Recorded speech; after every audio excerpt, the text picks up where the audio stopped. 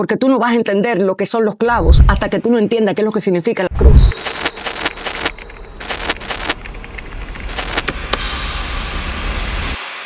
La cruz era justamente el castigo por tú no haberte sometido a lo que el mundo quería, a lo que Roma quería. Y Cristo abiertamente dijo, mi paz no viene de aquí, viene de hacer la voluntad de mi Padre. Hay gente que está crucificado con su ministerio, que si tú te levantas en contra de su ministerio, te hacen la vida imposible, se levantan en tu contra, porque ellos entienden que contra su ministerio nadie. Hay gente que su crucifixión no es con Cristo, sino con ellos mismos. Es necesario evaluar esa realidad espiritual. Y es que el evangelio moderno ha quitado la cruz para ponernos a nosotros a brillar. Y eso tiene que ser reajustado para el último tiempo. O sea, Cristo no viene a buscar el ministerio, Cristo viene a buscar una naturaleza. Y muchos de nosotros hemos sustituido la vida de Cristo por la vida del ministerio. Por eso el ego del hombre se eleva tanto. El hombre formado por la religión, no por la cruz, se molesta cuando le ofenden. Los clavos representaban dolor, tenía que respirar. Y los clavos de hoy son las ofensas que Dios permite para que podamos aprender a perdonar.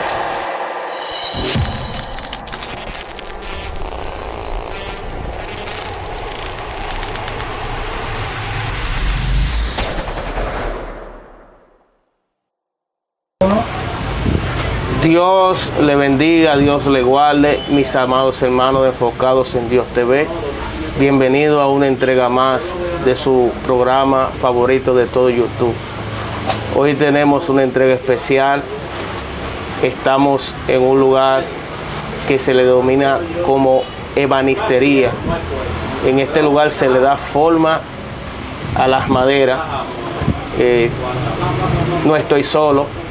Estoy con la pastora Kenia Demil, donde estamos dándole continuidad a la serie que le estamos denominando Generación Muerta en Vida. Y esta serie nos va a hablar a todos nosotros que estamos siguiendo a Cristo de alguna forma, pero quizás no de la forma correcta. Y sé que Dios nos va a hablar a todos, así que le pido que se suscriba, le dé like, comparta y que esté atento a todo lo que traemos hoy. Pastora, ¿por qué le llamó la atención este lugar donde se brega con tanta madera, tantas cosas?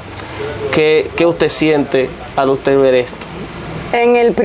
Muchísimas bendiciones a los que ya a través de tu canal se acercan a nosotros. Dios les guarde y les bendiga. En el primer episodio, Dios nos permitió llegar a un cementerio, abordando la importancia de la eternidad. En este segundo episodio, Dios nos mueve a ver lo que es la madera, lo que es la cruz, lo que es el verdadero llamado de nosotros como hijos de Dios. Entonces, cuando yo veo esto, veo formación, veo edificación, veo dolor, veo quebranto, veo molde, veo natural para encajar en una forma que se la da aquel ebanista, aquel gran alfarero, aquel gran Dios que sabe nuestro fin desde el principio y que nos llama a que nosotros entendamos que Él nos llamó no para ser usados, sino para que tengamos la semejanza de Cristo. Estamos en una era donde estamos transicionando. Mucha gente no entiende dónde Dios lo está colocando, que no es en un lugar físico, sino en una realidad, en una naturaleza. Y se sienten algunos hasta siendo zarandeados porque no comprenden por qué tanto dolor, por qué tanto sufrimiento, por qué tanta aparente persecución, por qué tanto defraudo. Lo que sucede con nosotros es que justamente en el moldeamiento de Dios en nuestra vida, en ese dolor, en ese padecimiento, es que nosotros somos encarados. Ahí es que se ve lo que somos versus lo que Cristo necesita que nosotros seamos.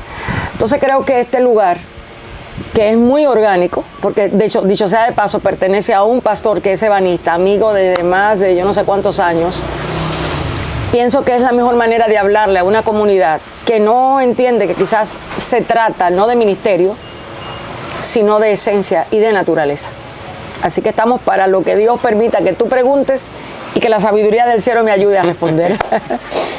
Bueno, pastora, yo voy a comenzar preguntándole una pregunta que realmente se hacen todos, porque todos tenemos padecimiento, todos tenemos aflicciones, todos tenemos lo que se le denomina mucho la palabra famosa procesos, pero pocos entendemos de cuál es la verdadera cruz que nos toca cargar a nosotros. Fíjate, la palabra nos recomienda en Mateo 10:37, el que ama a su padre o madre más que a mí, dice el Señor, no es digno de mí. El que ama a hijo o a hija más que a mí, no es digno de mí.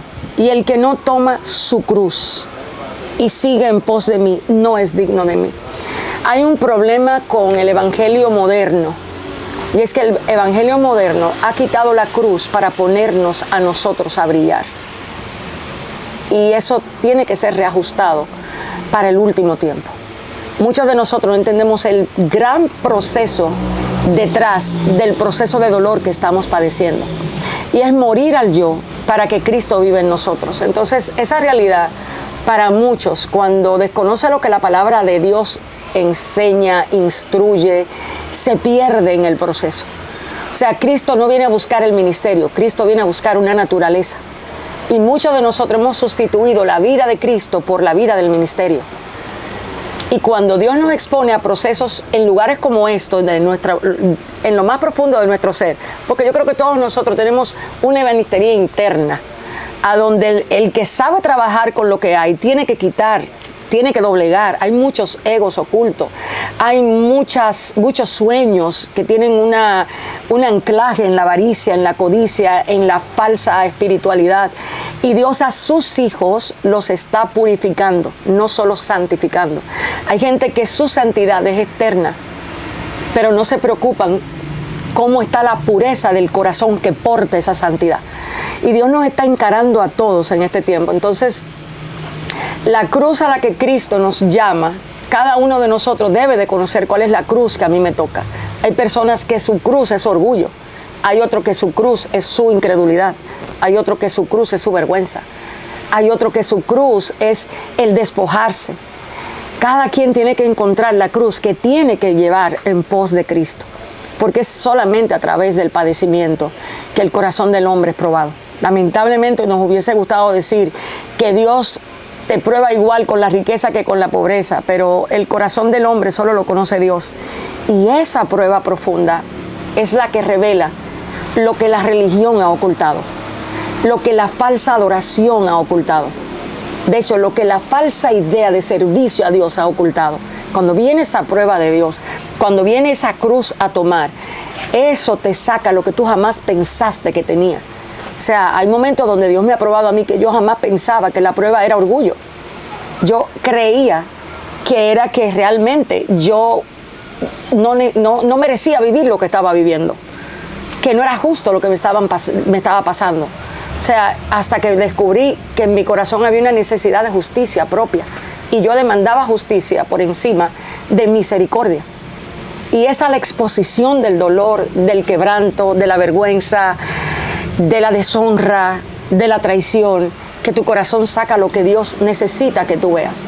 El proceso nunca viene para que Dios sepa lo que hay en ti, el proceso viene para que tú sepas de ti lo que tú desconoces. Entonces estamos en una generación donde trabaja mucho para la apariencia, para lo que se ve, una generación muy rápida, donde su mayor gloria es que sus números crezcan, no que su obediencia realmente sea pronta. Entonces, como los valores han sido invertidos, Dios está recalibrando en nosotros eso y nos está llevando a que entendamos que el proceso de la cruz no es para ser expuesto, no es para que el hombre nos vea, no es para que el hombre luego nos aplauda, no es para hacer canciones. El proceso no es para eso. El proceso es para nosotros morir y que Cristo sea visto. Si en el proceso tú no terminaste amando más, si en el proceso no terminaste perdonando más, si en el proceso tus pensamientos no fueron como lo que dice Filipenses, haya en usted el sentir que hubo en Cristo Jesús. Esa palabra a mí me marca mucho porque habla de una realidad que hoy tenemos que encarar. Esa palabra sentir es kenosis y es un vaciamiento de ti mismo. Si el proceso no te vació, sino que te dejó con una sed disfrazada de justicia divina detrás, te engañaste. Si el proceso no te hizo humilde, sino que te vistió de alguien que entiende que merece que Dios haga justicia. No entiendes de qué se trata la cruz ni el evangelio, y hay que llevarte esa realidad. Entonces el sentir que hubo en Cristo Jesús es lo que nosotros debemos procurar, que no era un sentimiento, no era una emoción, era una mentalidad, era una naturaleza. Ahí es donde cada proceso nos debe llevar. Pastora, ¿y dónde quedó el sentir que hubo en Cristo Jesús hoy? Porque en esta generación muchos quieren ser servidos y no servir. Fíjate que esa escritura está en Filipenses 2. Dice, haya pues en vosotros el sentir que hubo también en Cristo Jesús. Yo creo que como nosotros estamos muy divorciados, separados de la verdad que hay en el corazón de nosotros, de lo que nosotros ocultamos, no entendemos lo que esta palabra significa. O sea, nosotros desconocemos lo que nuestro corazón realmente quiere. ¿Cuántas veces tú no has dicho, quiero adorar a Dios, y lo que tú quieres es realmente tu propio beneficio? ¿Cuántas veces tú no has engañado a tu ser diciendo, yo quiero hacer esto para Dios, pero en el fondo tú estás esperando recompensa? O sea, nosotros tenemos que entender que a Dios nadie lo va a burlar, ni a nadie lo va a engañar. Entonces, cuando el Señor habla del sentir, o mejor dicho, Pablo sabía lo que estaba diciendo, porque Pablo había sido llevado en Filipenses 3 a descubrir que todo lo que él había ganado fuera de Cristo, ya él había aprendido a tenerlo por basura. Nosotros amamos lo que Pablo tenía por basura. Nosotros anhelamos lo que el diablo le daba a Cristo, y Cristo ni siquiera permitió. Ni siquiera se permitió coquetear con eso. Y hoy nosotros lo disfrazamos de bendición, le ponemos vestimenta de que esto es la prosperidad de Dios. Sin embargo, no nos damos cuenta lo que hay detrás. El sentir que hubo en Cristo Jesús nos lleva a responder a quién hemos entronado. ¿Por qué esta generación no entiende quizás de qué se trata la cruz? Porque la cultura del yo predomina. Yo quiero mi autorrealización, yo quiero mi autopromoción, yo quiero que mi ministerio crezca. Tenemos conciencia ministerial, pero no conciencia de naturaleza ni de cuerpo. Por eso es que cuando Pablo confronta a Filipenses en el capítulo 2, le dice, usted no tenga como superior a su hermano. O sea, usted no se tenga, usted tiene que verse a la par de su hermano, y a su hermano mirarlo como superior a sí mismo. ¿Por qué tenemos tanta competencia disfrazada de que nadie se meta con lo que Dios me ha entregado? ¿Por qué hay esa lucha?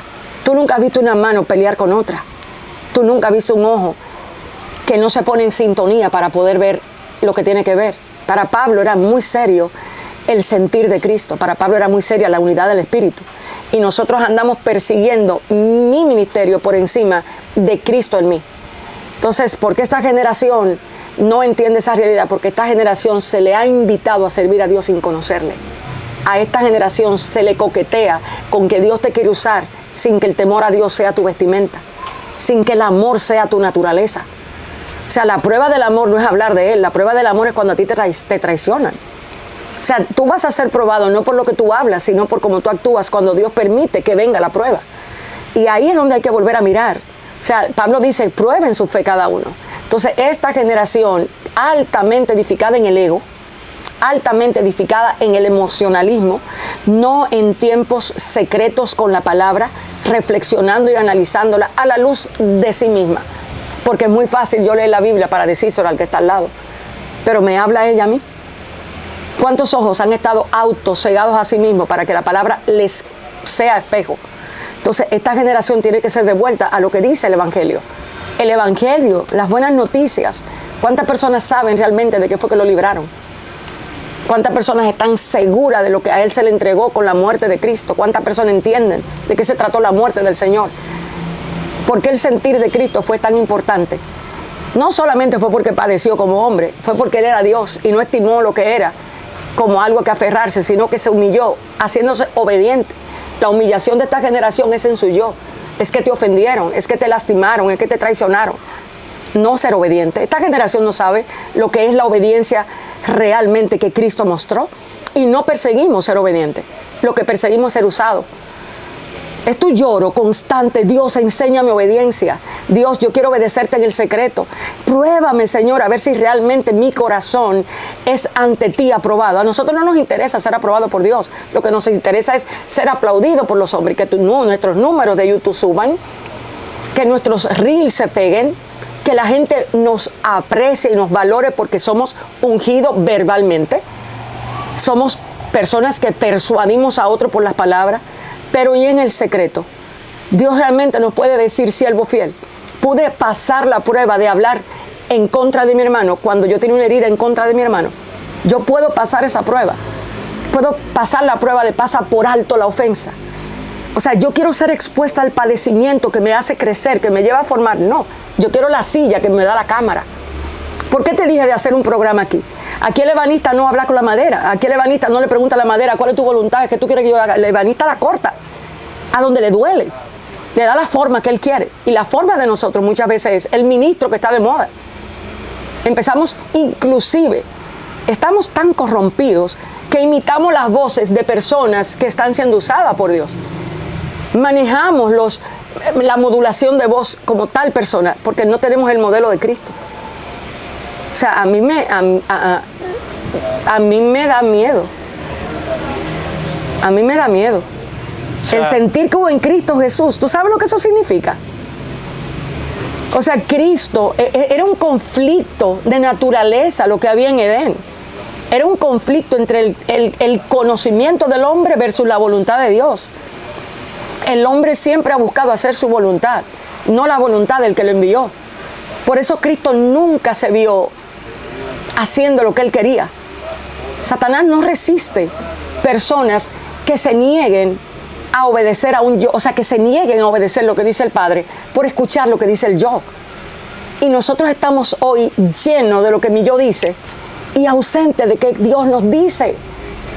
Entonces, ¿qué le pasa a esta generación que ha sido altamente edificada en el ego y muy poco edificada en el espíritu? Valora más el ser usada que el ser formada en el padecimiento. Y es el padecimiento que te enseña los 3 principios fundamentales de la vida de Cristo, que es la fe que agrada a Dios, la esperanza en las cosas de arriba y el amar como Cristo amó, no como amó el egoísmo ni como ama el mundo. Pastora, ¿será que el yo de este tiempo se ha vuelto más importante que él hágase su voluntad? La voluntad de Dios, para ser buena, agradable y perfecta, tiene que ser reconocida desde una mente transformada. La voluntad de Dios nunca le va a gustar al hombre no regenerado. Por eso el no regenerado se siente ofendido cuando Dios lo expone a un proceso aparentemente injusto. Por eso el ego del hombre se eleva tanto. El hombre formado por la religión, no por la cruz, se molesta cuando le ofenden. Se molesta cuando le rechazan. Requiere el mérito de la aprobación. Busca que su reputación sea cuidada. Fíjate que los grandes hombres de Dios, todos fueron expuestos a la falta, ¿cómo decirlo? Fueron expuestos a las críticas, a la deshonra, a la escasez. O sea, si tú estudias la vida de hombres, como por ejemplo, escuchando yo esta semana, algo que me ha quebrantado mucho y me ha puesto a prueba a mí. Jonathan Edwards, después que Dios lo llevó a la cúspide ministerial, a él lo expulsaron de su concilio. Después de ser un hombre de avivamiento ante los ojos de los hombres, a él lo expulsaron porque la verdad que predicaba era muy dura. Era muy dura. Y toda esta semana yo me la he pasado diciéndole a Dios que yo no he vivido experiencia de esa manera, a la forma en la que quizás Dios necesita que nosotros la experimentemos. O sea, ese hombre fue uno de los provocadores del avivamiento de Inglaterra. Y en su mejor momento, ¿sabes qué? Dios lo quitó del púlpito, porque necesitaba probarlo en su orgullo. Wander, el evangelio no es cámara, no son números. Eso no es el evangelio. ¿Tú sabes por qué yo cedí a hacer esta serie contigo? Porque estamos ante tal confusión. La palabra de la cruz, tú se la preguntas a la gran mayoría de jóvenes en este tiempo y no la conoce. realmente no la conoce. Y es necesario que nosotros entendamos de qué se trata. El volver a tomar la cruz que Cristo le dijo a Pablo que predicara. Esa cruz era locura para los que se perdían, pero no para los que habían encontrado en Cristo su única vida. Entonces, yo creo que hay que devolver a la generación a escuchar lo que las buenas noticias de la cruz están revelando para el tiempo en el que estamos. Pastora, ¿cuál sería los clavos y la cruz realmente de este tiempo? O sea, lo que la gente entiende por cruz y por clavo. Desde su punto de vista, ¿cómo usted lo ve? ¿Qué usted ve que esta generación ha entendido de la cruz? Cuando yo sentí hacer esto, fíjate que te recuerdas que tú me hablaste de una serie. Yo te dije, yo no siento que esa es la que debemos hacer. Yo me fui a investigar un poco de lo que significaba la cruz para Roma. Y empecé a orarle a Dios, Señor, ¿por qué tú escogiste ese modelo de muerte? ¿Por qué no fue decapitado?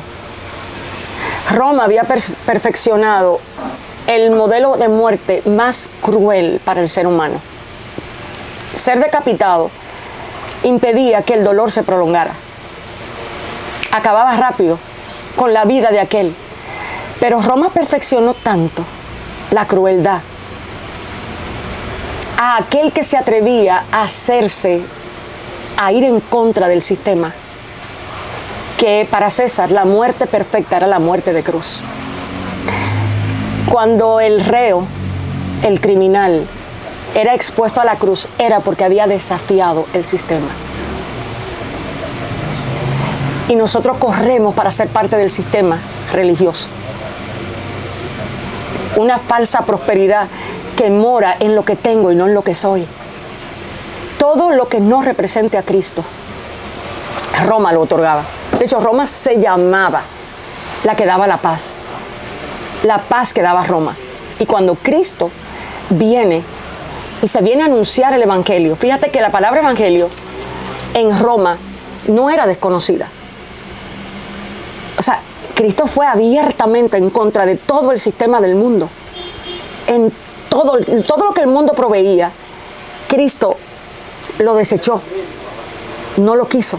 O sea, vete tú ahora que estás ahí sentado y métete a donde estaba Cristo, repudiando lo que el mundo quería, repudiando lo que los judíos esperaban.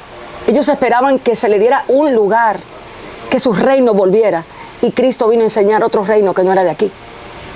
Entonces, ¿por qué te hablo de esto antes de hablar de los clavos? Porque tú no vas a entender lo que son los clavos hasta que tú no entiendas qué es lo que significa la cruz. La cruz era justamente el castigo por tú no haberte sometido a lo que el mundo quería, a lo que Roma quería. Y Cristo abiertamente dijo, mi paz no viene de aquí, viene de hacer la voluntad de mi Padre. La voluntad mía es hacer lo que el Padre dijo. Mi comida y mi bebida es que yo haga lo que la voluntad del Padre. A nosotros nos importa realmente hacer lo que Dios dice cuando mis intereses están puestos a prueba, cuando alguien me ha robado dinero, cuando alguien ha aplastado mi reputación. ¿Escojo quedarme callada, como dijo el maestro, o salgo en la defensa del yo que quiere defenderse? Esto es un problema mayor de lo que estamos viendo.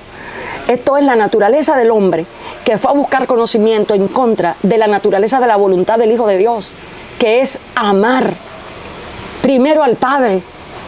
Entonces, los clavos lo que significaban era, fíjate que en el patíbulo, cuando al reo lo iban a poner en la primera etapa de la crucifixión, buscaron un látigo que tenía huesos en el fondo, tenía metal, y ¿sabes lo que hacían con eso? Empezaban a darle golpe, con la intención de que su espalda no solamente fuera abierta, que sus órganos se vieran. Ahí empezó la cruz de mi Señor, a cargar en su cuerpo nuestras enemistades, nuestras miserias, nuestros egos, nuestra falsa creencia de estar bien fuera de Él, nuestras ideas de plenitud al alcanzar cosas y no al tenerlo a Él. Todo eso tiene que ser reajustado antes de la venida del Hijo del Hombre. Cuando a Él lo ponen en el lugar a donde tienen que ponerle el trozo de madera horizontal, creo que le llaman el patíbulo, creo, no me recuerdo. ¿Sabe lo que eso significaba? Tener que cargar con sus hombros, que ya estaban rotos, que ya estaban comprometidos, porque ya los fluidos, ya la sangre había comenzado. Wow. Él tenía que cargarlo. Y él no lo cargaba con una vestimenta, lo cargó desnudo. Él llevó nuestras iniquidades. Y nosotros nos quejamos cuando Él determina que alguien nos golpee. No tenemos espíritu de mansedumbre. Somos personas altamente violentas a la voluntad de Dios. Wow. O sea, nosotros nos violentamos contra lo que Dios permite. Cristo nunca le hizo saber al mundo que era injusto lo que a Él le estaba pasando, aunque Él era inocente. ¿Sabes por qué? Porque Él sabía que toda su vida estaba en su Padre. La voluntad de Él era lo que su Padre había determinado. Era una guerra de voluntades. Cristo había muerto a su propia voluntad para entregársela a lo que el Padre había determinado. El yo no quiere sufrir. El yo no quiere padecer. El yo quiere lugar. El yo quiere ser visto. El yo quiere ser aplaudido. El yo quiere apariencia. El yo quiere higuera. El yo quiere nombre. El yo quiere número. Cristo repudia todo eso. Ahora vamos a los clavos. ¿Saben qué significaban los clavos? Era la forma en la que en el madero horizontal se le colocaba aquí. Cuando a él lo colocaron en esa posición y lo clavaron, lo que le estaban diciendo es, para tú mantenerte vivo, tú tienes que respirar. Cada vez que Cristo respiraba, esos clavos lo sostenían en un lugar a donde él no podía tomar aire. Y nosotros nos estamos quejando porque no tenemos la aprobación de la gente, el aplauso de la gente. Cada vez que él respiraba, sus pulmones ya no estaban funcionando. Se le había ido todo. Y era diciendo, al tomar aire, ¿tú sabes lo que él estaba haciendo? Era cargando la iniquidad de nosotros. Sin quejarse, no abrió su boca. Y nosotros no podemos padecerle a Cristo. Nosotros no queremos padecerle. Nosotros queremos una falsa gloria anclada en lo que nos enseñaron que Dios quería, que era prosperidad, que era bonanza, que era que nadie se meta contigo. Por eso para Pablo el privilegio era padecer y para nosotros el privilegio es tener una jipeta. ¿Tú sabes lo que estamos haciendo con el Evangelio? Vendiéndolo y convirtiéndolo en una marca. El mundo nunca debió creer que el Evangelio era lo que nosotros le estamos presentando. Por eso tenemos tanta gente egoísta diciéndole a Dios injusto sin decírselo, porque permitió que alguien le hablara mal. ¿Tú eres capaz de llevar la iniquidad de alguien arriba de ti? No, porque te enseñaron a defenderte. ¿Tú sabes lo que hay detrás de alegrarte cuando hablan de ti mintiendo? Te lo explicaba. Es aceptar lo que Dios determina, y esa es la teología a la que hay que volver. Esa es la realidad que la iglesia necesita. No sentirse perseguida por un diablo, sino altamente probada por un Dios que busca pureza en lo más profundo de su ser. Entonces los clavos representaban dolor. Tenía que respirar.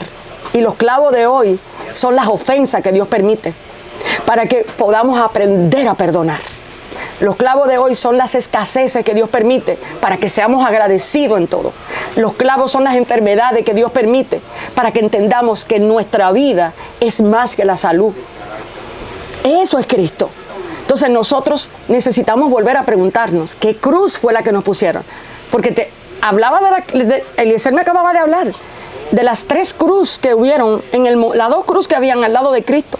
O sea, hay gente que está siendo crucificado, pero es por sí mismo, no por Cristo. O sea, hay gente que en este momento se han negado a hacer deudas porque quieren una mansión. Hay personas que en este momento han negado su mano de generosidad porque quieren comprar una guagua y no tienen para dar, no tienen para ofrendar, no tienen para diezmar en su iglesia, bajo la excusa de que no, Dios no... O sea, estamos siendo probados en lo más profundo del corazón. Gente sin carácter, hablando de un Cristo de la cruz, sin entender lo que es llevarla. No, hombre. Pastora, ¿qué tenemos que hacer? ¿Cómo retomamos el camino que nos hicieron desviar? Que por estar pendiente a lo que vemos, no pudimos percibir lo que no vemos.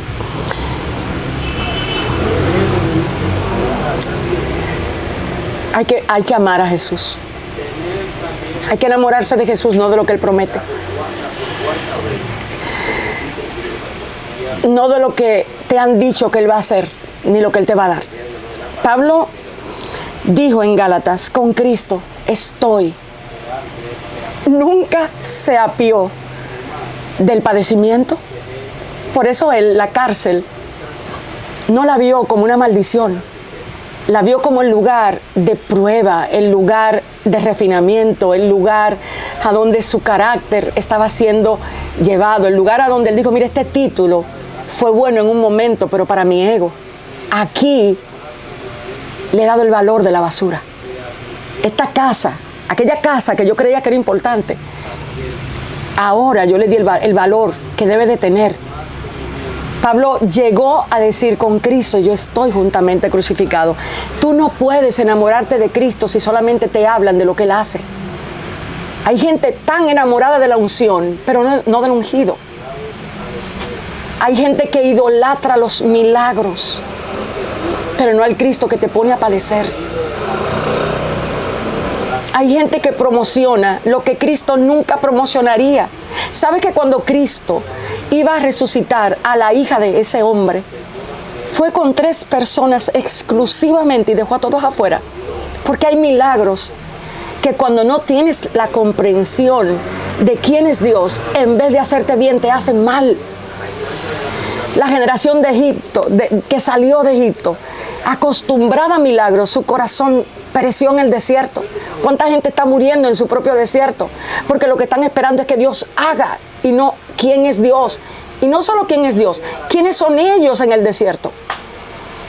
Tú quieres saber lo que yo tiemblo cuando Dios me pone en prueba. Porque la prueba saca mi maledicencia. La prueba saca mi impaciencia. La prueba saca mi ego. Mi incapacidad de ser paciente. O sea, la prueba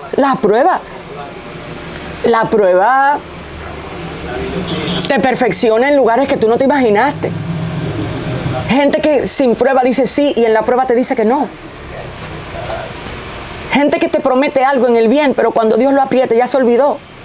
Yo prometo amarte, yo estoy aquí para ti, hasta que su ego se mete en el medio. Ya para ellos es más importante lo que tú haces que lo que tú eras. Es duro lo que nosotros hemos hecho del evangelio bíblico. O sea, nuestras relaciones son transaccionales. El que te va a bendecir por lo que hace. Y Dios está limpiando la era. Esta generación tiene que volver a conocer a Cristo, pero no al Cristo resucitado. No. Es al Cristo crucificado. Pablo dijo, yo me he propuesto. Aquí hay gente que se ha propuesto que sus números de YouTube, antes de finalizar el año, tienen que subir. Aunque su lengua nunca, no se han comprometido consigo mismo para que su boca no hable mentira, no hable mal de su prójimo, para que su corazón no albergue envidia, rencor y resentimiento. Mira, hay gente que tiene una agenda tan fuerte para que sus números se disparen, pero esa no es su agenda para la integridad de su corazón. Wow. O sea, ¿qué estamos haciendo? Hemos predicado un falso evangelio y ahora el evangelio real nos está pidiendo el fruto de la salvación, que es la vida justa de Cristo. ¿Y sabe cuál es la vida justa de Cristo? Que Él decidió hacer la voluntad del Padre por encima de sí mismo. Empezaste preguntándome de la voluntad de Dios. La voluntad de Dios no es aceptada por una mente religiosa. Solamente los regenerados entienden que la voluntad de Dios es buena, agradable y perfecta. Solamente esa gente valoran la escasez. Solamente esa gente perdonan por encima de la ofensa. El regenerado no busca explicación. El regenerado acepta lo que Dios determinó y dice, Señor, El gozo mío es hacer tu voluntad. El regenerado nunca pleitea con lo que Dios permite. Así sea la ofensa más grande. Así sea el espaldarazo más grande. Y esa es la crisis que ahora mismo hay. Que hay mucha gente que está en la cruz, pero no en la de Cristo, sino en la que su carácter le ha llevado. Están como Moisés cuando salió del desierto la primera vez. ¿Sabes por qué Moisés fue al desierto?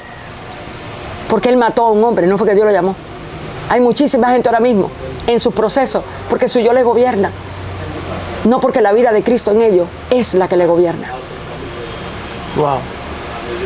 Pastora, ¿cuál es el mensaje? ¿Cuál es el mensaje para esta generación que se desvió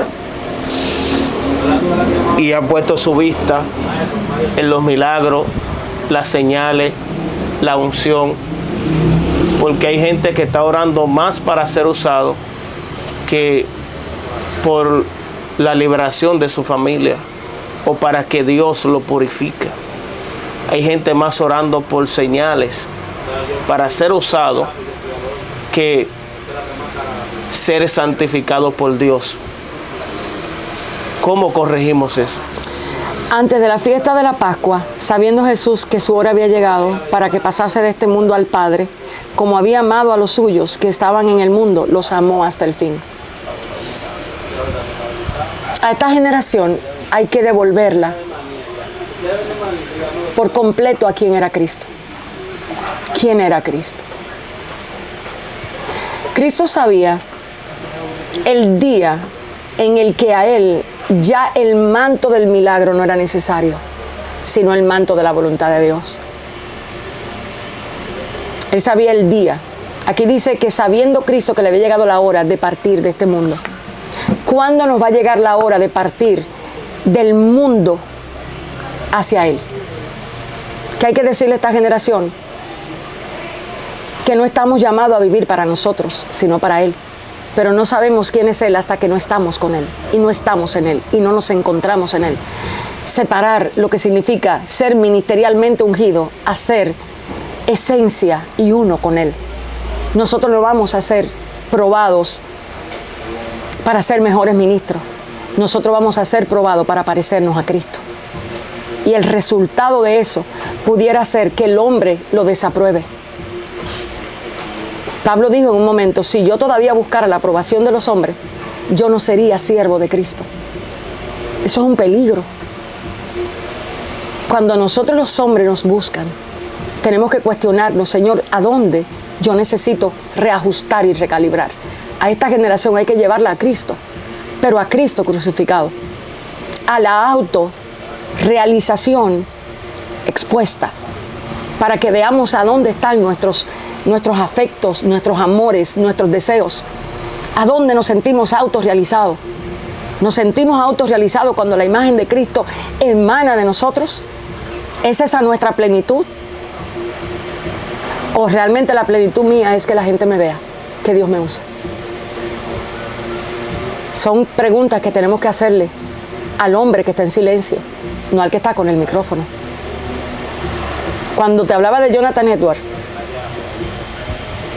dice ese documental que Edward, cuando lo sacaron del púlpito, fue removido de Inglaterra para ser llevado a un lugar a donde los pobres estaban. Y él cuenta que la prueba de él como pastor justamente comenzó ahí.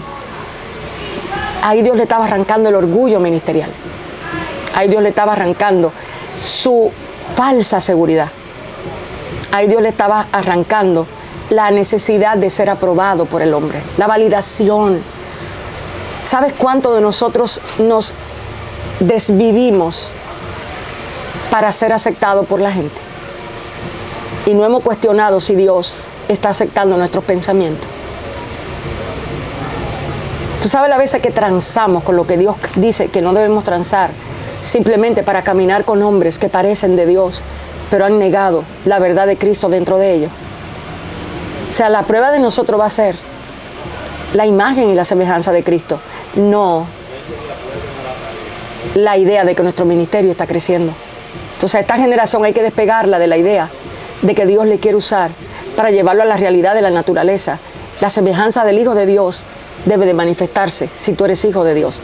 Entonces ahí es que hay que devolverlo. Esa conversación con Nicodemos, que creo que te la hablé en el primer episodio, preguntarle: ¿de quién naciste?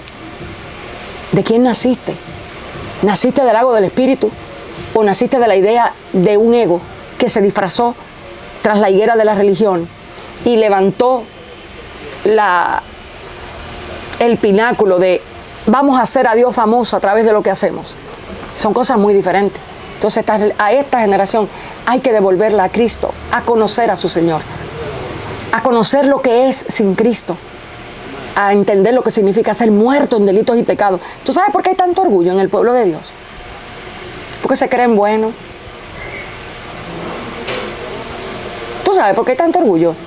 Y hay tanta necesidad de respetabilidad, de meritocracia, porque aquí la mayoría de gente se cree realmente santificado por ellos mismos. O sea, no entienden que estaban muertos en delitos y pecados. No entienden eso. Lo saben, pero no lo entienden. No lo comprenden. O sea, la gran mayoría de nosotros no entiende de dónde nos salvaron. Entonces, a la generación que está, hay que despertarla a la realidad de esto es lo que tú eras. Y esto fue lo que tu Señor hizo por ti, para salvarte y darte su naturaleza. Eso abre los ojos del más ciego. Eso trae la humildad que se aprende del Señor, no la que se aprende en el seminario. La humildad que se aprende en el seminario es teórica, se enseña teóricamente. La que se aprende en la cruz de Cristo te hace quedarte callado cuando nadie se quedaría, porque entiendes que todo lo que tu Padre permite está bien, y que te libre Dios de levantarte en contra de lo que tu Padre Dios permitió. Esa gente no ven al diablo como lo que están ejecutando su vida. Esa gente entiende que hasta lo peor va a obrar para bien. No son gente de esta naturaleza, de esta dimensión. Son gente que su cuerpo camina en la tierra, pero su realidad es el cielo. ¿Estamos preparados para la venida de Cristo? No. No. No, pero nadie va a impedirla cuando llegue. Así que más nos vale estar preparados. Comenzar a entender que no se trata de estar cantando y creyéndonos adoradores cuando somos idólatras de nosotros mismos. No se trata de estar componiendo canciones que no vivimos. No se trata de estar convocando al pueblo a adorar cuando quizás lo que necesita es arrepentimiento, que son dos verdades totalmente diferentes. ¿Cuál sería el mensaje que debiera de reinar hoy en día en las predicaciones? Cristo y a este crucificado. Bajarle la dosis a lo que Dios cree de ti, a lo que Dios va a hacer de ti. Sacar a los coaching que se vayan a hablarle a la gente que tienen que hablarle, y a la iglesia exponerla a maestros estilo Juan Bautista. Gente que no le importa decir la verdad. A Edward lo sacaron del púlpito porque hablaba la verdad. Se reunieron un grupo de gente elitista y le dijeron: él está hablando demasiado cosas fuertes, muy contundentes, no nos gusta lo que está hablando, y lo sacaron del púlpito. Hoy día pasa igual. Hay personas que nunca van a ser invitadas en ciertos escenarios porque le desbarata su montaje, se lo desbarata. Hay gente que pregunta: ¿quiénes van ahí? Que ni a mí lo para allá, no la mande. No, yo no voy. Hay gente que aquí sabe quiénes hablan el evangelio de verdad y quiénes hablan el evangelio de apariencia. Todo se sabe en este lugar. O a fulano, gente que realmente le pesa el evangelio. Hay maestros que no han negociado con la verdad. A esos maestros no lo invitan a las convocatorias grandes. No lo hacen, porque saben que le perdieron el respeto a lo que el hombre podía darle, porque se encontraron con el Cristo de la cruz y entendieron de qué se trataba. Entendieron que no podían vender a su Señor. Entendían que su Señor era demasiado grande para estar en un circo haciéndole creer a un grupo que era suficiente, diciendo: levanta tu mano y adora, cuando están enemigos unos con otros. Ese montaje se va a acabar, porque viene la generación más fuerte jamás vista. Son gente probada en todos los aspectos de su vida. Resiste la prueba. Resístela, Wander. Resístela. Porque no se trata de nosotros, sino de Cristo en nosotros. Y cada vez que Dios nos sube el fuego, es matando un ego que no conocíamos. Es matando una naturaleza caída que se disfrazó de espiritual. No queremos morir al yo, pero es necesario hacerlo.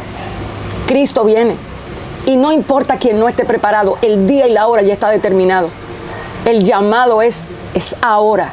Salir del aparataje, de la distracción, del autoengaño, de la apariencia, del egoísmo, del amor con fingimiento, de la falsa piedad y volver con urgencia. Cristo, revélame quién tú eres. Yo quiero parecerme a ti, no ser usado por ti. Aquí hay gente, oye, que bajan una unción, que se salen los demonios, pero no te sientes con esa gente en la mesa, que su lengua nada más es criticar y murmurar. Eso es estar con ungidos en el altar y con gente que no tiene la naturaleza de Cristo en la mesa. Es una cosa terrible. Entonces es necesario aterrizar que el tiempo del fin llegó y hay que estar preparado. Wow.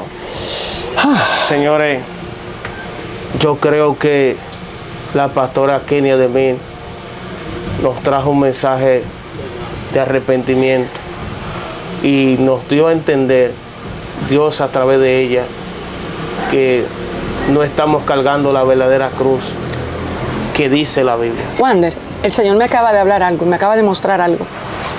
Me dijo, pregúntales con quién están crucificados.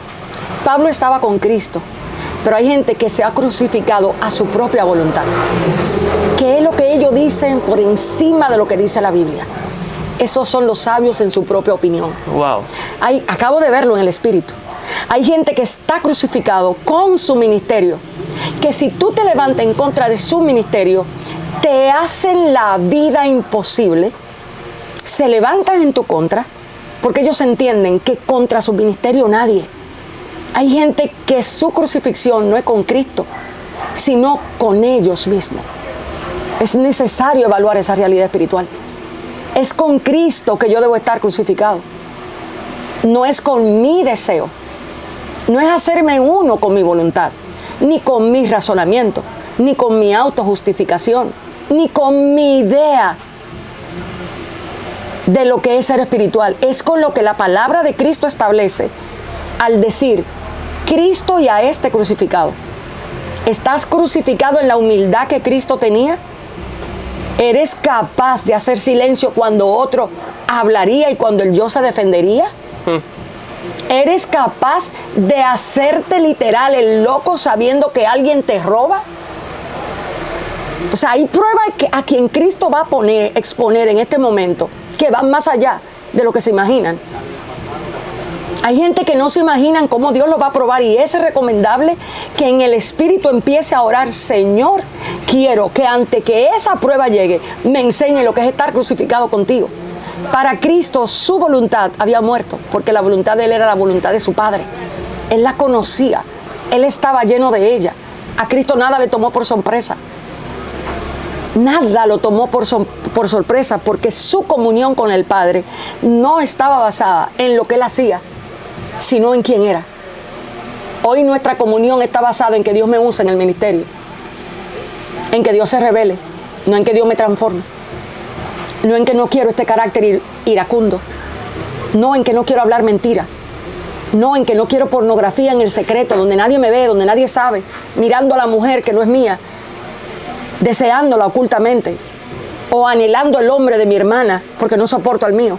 O sea, son verdades que pesan en el espíritu y que hay que empezar a encararla dentro y no fuera.